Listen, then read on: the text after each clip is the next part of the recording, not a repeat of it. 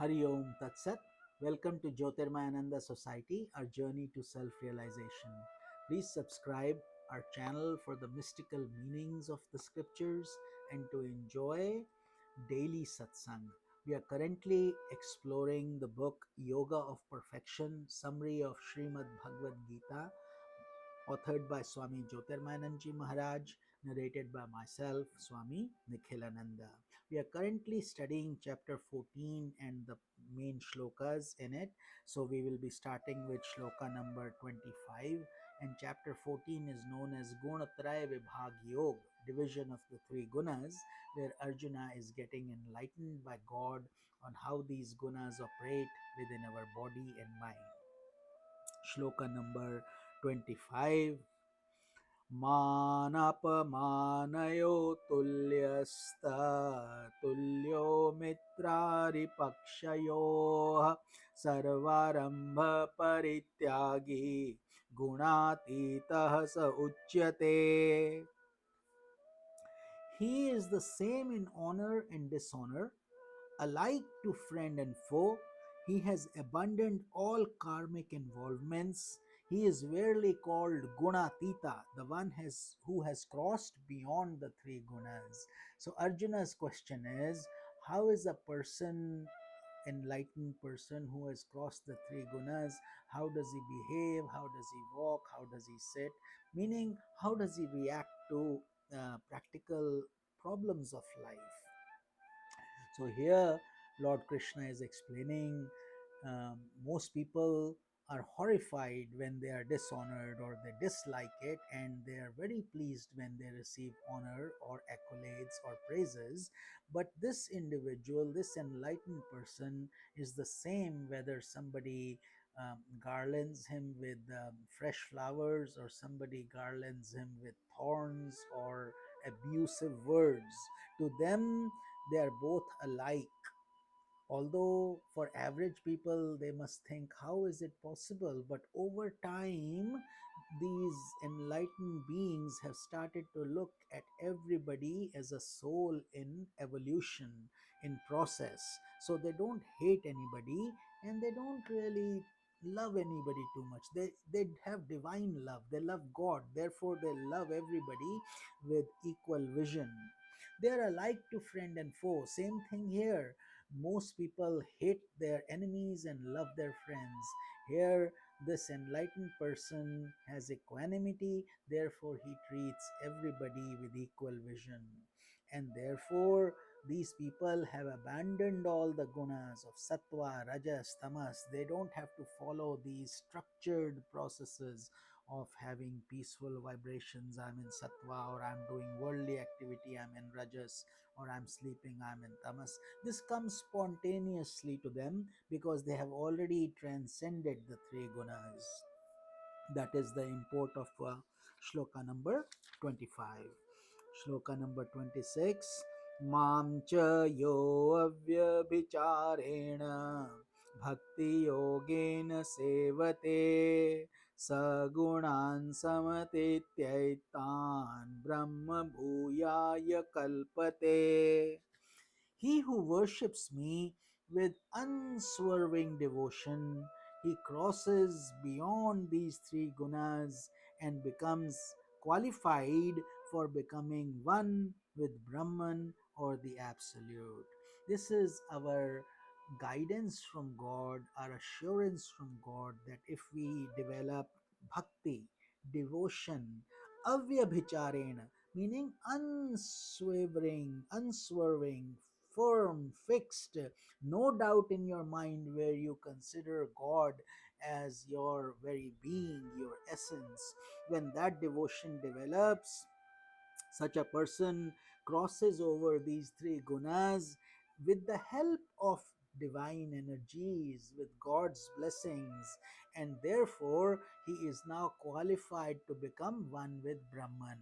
Only pure souls who have earned this become one with Brahman or Absolute. They are called liberated human beings. That is the meaning of this shlok, and what a beautiful way to guide us that we can't get God by just our raw logic or intellect or studying too many things, but He comes to us when we open our hearts and we are devoted fully, unconditionally, lovingly. That is the meaning of shloka number 26. And the final shloka of the chapter 27, Brahmano hi pratisthaham amritasya vyayasya cha shashvatasya cha dharmasya sukhesya kantikasya cha. Finally, Lord says, for I am the abode of Brahman. Brahman meaning one cosmic non-dual consciousness, one God through which this whole creation has emerged, who is immortal, immutable, eternal, and embodiment of virtue and absolute bliss. Because God has all these attributes, we merge into Brahman, and those qualified aspirants who become spiritually elevated and eventually attain enlightenment or self realization, they also become one with Brahman through their dedication, self effort, Guru Kripa, Guru Bhakti, Prabhu Bhakti, Shastra Kripa. All these graces come on these beautiful souls. So, that is the essence of this chapter.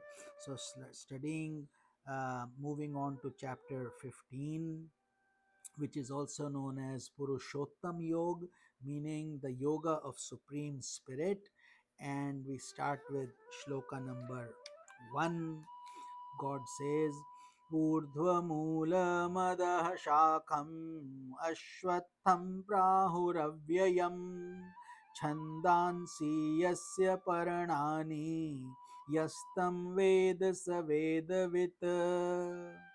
So the Lord continues, there is the Ashwatha tree. Ashwatha tree meaning the tree of the world process, having its roots above and branches below. So God has inverted this for us to understand the shloka.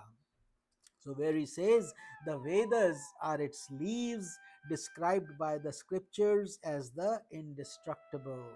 He who knows this is the knower of the truth of the Vedas.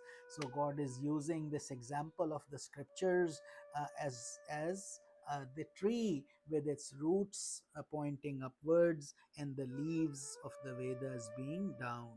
This shloka number 2, अधश्चोर्ध्वं प्रसृतास्तस्य शाखा गुणप्रवृद्धा विषयप्रवालाः अधश्च मूलान्यो सन्ननु सन्ततानि कर्मानुबन्धीनि मनुष्यलोके. So now God continues to explain this Ashwatha tree. This tree spreads upwards and downwards with its manifold branches developed by the gunas. The sense objects are the buds.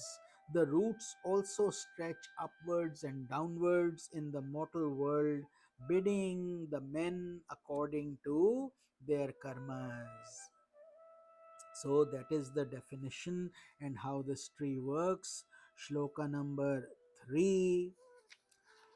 न रूपमस्येह तथोपलभ्यते नान्तो न चार्दिन च सम्प्रतिष्ठा अश्वत्थमेनं सुविरूढमूलम् असङ्गशस्त्रेण दृढेन छित्त्वा.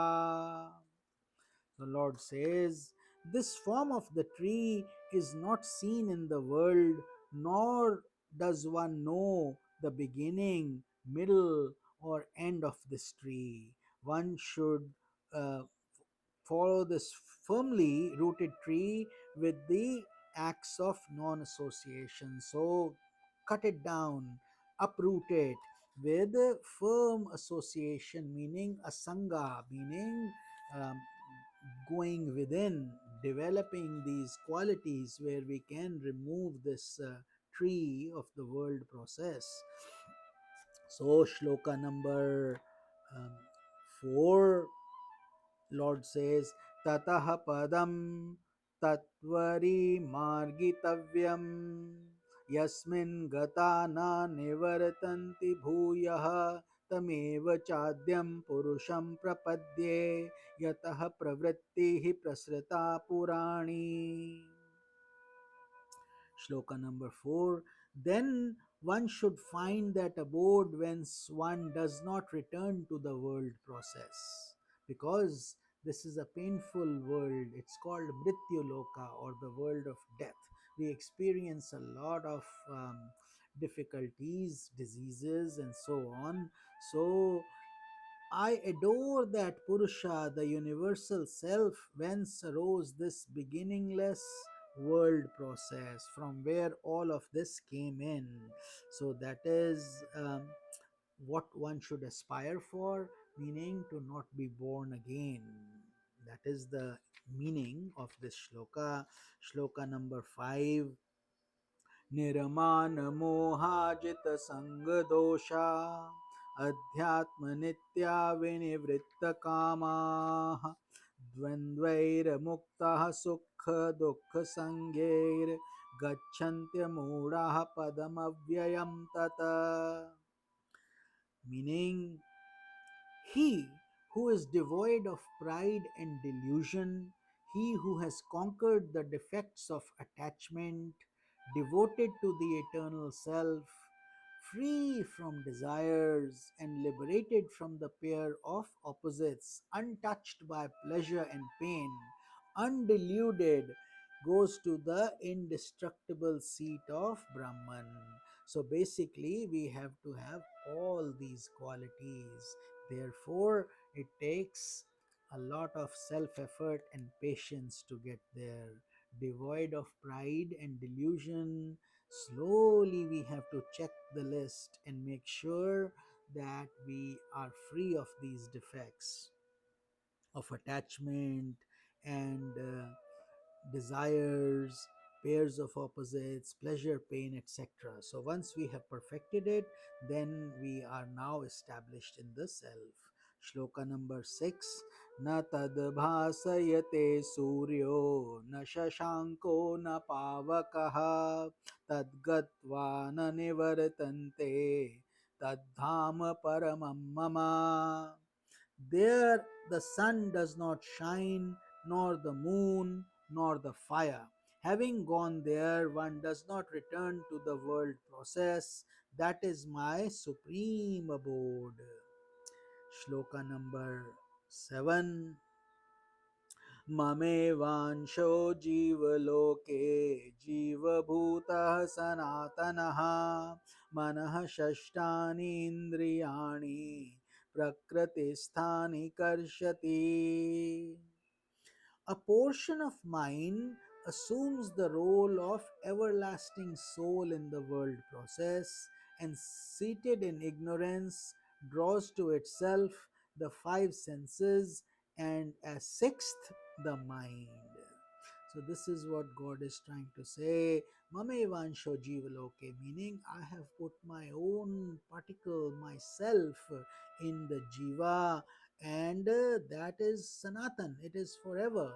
But the jiva gets deluded. Jiva meaning individual soul, God meaning Brahman or the universal soul.